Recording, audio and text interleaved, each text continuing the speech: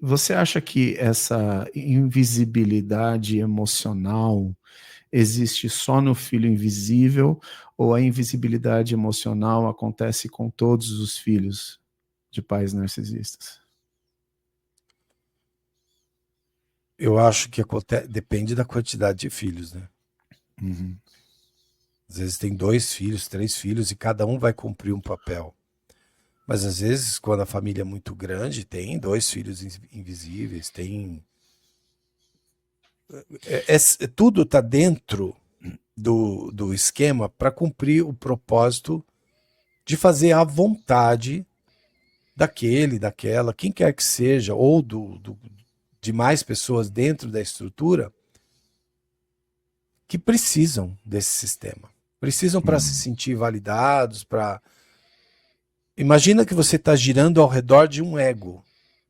Pessoas narcisistas são pessoas extremamente egóicas. Uhum. Eu não falo da estrutura do eu saudável que a gente tem, que é aquela imagem do feedback que todo mundo dá para você e você tem uma referência, uma validação externa. Né? Porque se 10 pessoas falarem para você que você tá, né, você tá assim assado, você vai começar a prestar atenção, você fala, opa, peraí. Não adianta eu ficar ignorando. Não é só a opinião das pessoas, as pessoas estão vendo, elas estão... Então a gente precisa disso, né?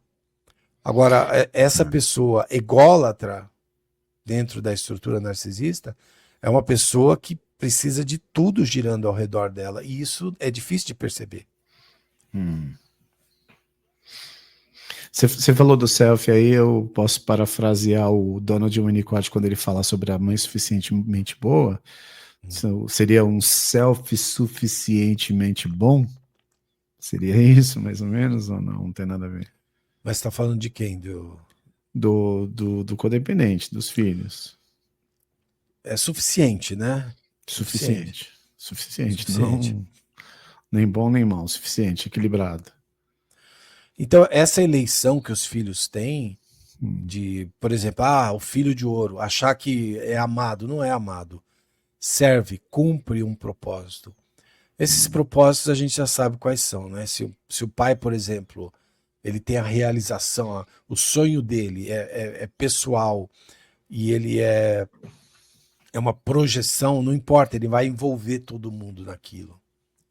A mãe também, se a mãe for assim, ela vai fazer com que todo mundo, ou ela vai se vitimizar, ou ela vai manipular para todo mundo fazer parte desse esquema que no fundo, é uma grande vaidade, nunca dá em nada. Você entende? Entendi. Mas, Às cara, vezes dá em alguma coisa, mas é temporário. Essa estrutura sempre ruim. A gente pode ver isso tanto em pessoas que não tiveram sucesso financeiro, como pessoas que tiveram sucesso financeiro, mas que tudo quebra. Pode falar. Então se engana quem acha que a repressão emocional só acontece no filho invisível ou no bode expiatório, no filho de ouro, no filho dourado também acontece essa repressão de Também, sentimentos? todos Todos, acontecem. todos Todos, eles. Uhum. todos. E Não, isso. Tá, não tem. Se tivesse amor verdadeiro por um filho, porque amor verdadeiro é amor, é cuidado. Eles só existem em pessoas que têm amor no coração. Sabe? E amor precisa de empatia. Não existe amor sem empatia. Fala assim, a pessoa, depois que aquele filho foi embora, a pessoa ficou doente e morreu. E era narcisista. Como pode isso? Sim, porque a representação daquele filho foi embora. Não o cuidado com o filho em si. Quando o narcisista fica sozinho, ele sempre fica assim, me abandonaram, o que vai ser da minha vida? Me largaram, ninguém vem me ver, ninguém não sei o que, ninguém. É assim, ele nunca tem aquela proatividade de ir lá e fazer alguma coisa pelo outro. Então, se eles tivessem amor por um filho dourado, eles teriam por todos. Essa é a lógica.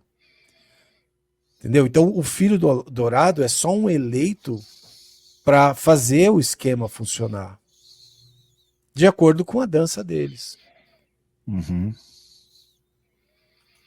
Entendi. É o representante Do séquito. do secto, né? Representante do secto. O Exato. entourage, como é que chama? O- Aquele grupo de Seria pessoas que seguem como é que é o nome do entourage? Entourage? Não sei, cara. Não sei. são os Enfim, seguidores, a seguidores, corte, a né? corte, a corte. É a corte, né? Tá, tá. Então, você falou dessa questão de um sair de cena aí, né? Ah, você pode falar um pouquinho sobre essa questão da liderança, da liderança narcisista, como é que ela afeta a autoestima dos filhos? Porque dá a impressão, com todas as pessoas que a gente conversa, né? Dá a impressão de que eles sempre nunca vão conquistar, nunca serão maiores do que os seus pais. Mesmo, assim, o pai pode ter, sei lá, a quarta série, né? Mas como o pai ganhou muito dinheiro, como o pai teve um depósito lá, ou uma loja de tecidos e tal, aí você pega às vezes pacientes assim, filho pós-graduado, pós-doutorado e tal, não sei o quê, mas tem uma amargura, tem uma coisa na fala assim de que, principalmente por não prosperar igual o pai prosperou, por que essa autoestima fica tão abalada assim? Você acha que é um auto-engano isso? O que é isso? É estar preso ao sistema. Entende? Quando eu falo de sistema, é uma coisa que engole a pessoa, ela não percebe que ela está cumprindo, como eu falei, você tem um propósito a cumprir com a sua própria vida. Mas quando você está cumprindo um propósito dentro do sistema, eu não sei se você já estudou um pouquinho sobre a vida do Malcolm X. Não. Se assistiu algum documentário. Eu assisti, mas não lembro. Então, o Malcolm X, ele foi um ativista do movimento segregacionista negro nos Estados Unidos. Ele era um cara que não era a favor da...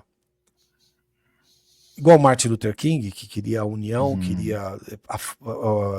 Pacífico, era contra, né? pacífico. O Malcolm X, ele não era de violência, mas ele era submisso, ele começou submisso à nação islâmica. E nessa nação islâmica, ele era submisso totalmente ao... Eu esqueci o nome do líder lá. Mas ele era chamado de apóstolo, santo apóstolo, ele era chamado de um tipo de Cordeiro califado, de assim? Deus, ele era chamado de Cordeiro de Deus, esse líder, e ele começou a ter ciúmes do Malcolm X, porque o Malcolm X começou a ser ativista de movimentos fora da nação islâmica ali. E aí ele começou a perceber que essa estrutura ali na nação islâmica era toda voltada para esse líder. Entendeu? Então ele entrou ali pensando que aquilo se tratava de justiça social em primeiro lugar. De um movimento que reintegrava os negros às suas origens. E que eles tivessem uma identidade, entendeu? Então ele tinha aquela ideia de tirar o nome de escravo que as pessoas tinham, por isso que ele começou a chamar todo mundo de X. O Cassius Clay mesmo, que era o nome dele, ele falava, esse não é mais seu nome vai ser Cassius X. Que depois aquele líder da nação islâmica falou, quem mandou você mudar o nome dele? O nome dele vai ser Muhammad Ali. Muhammad Ali. E foi ele. Ele não deixou o Malcolm X mudar o nome. Ele era muito vaidoso, esse cara. E o que aconteceu? Chega um momento da vida do Malcolm X que ele olha e fala assim, não, isso aqui tá tudo viciado. Entendeu? Esse cara que eu pensei que fosse uma pessoa que tivesse preocupado com isso e aquilo, é um narcisista, é uma pessoa ególatra, é uma pessoa que tá tudo voltado para ele. Então você vê coisas assim em vários movimentos da história. A pessoa esbarra num narcisista, numa pessoa que quer o negócio funcionando para ele, de acordo com a vontade dele, de acordo com o que ele tira proveito dali. Porque no fundo, esse apóstolo da nação islâmica, ele abusava de mulheres, né? No fundo era isso. Era uma coisa que acobertava, toda aquela estrutura acobertava isso. Acho que a gente já viu histórias assim, né?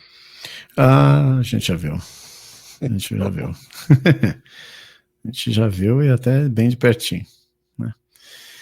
É isso aí.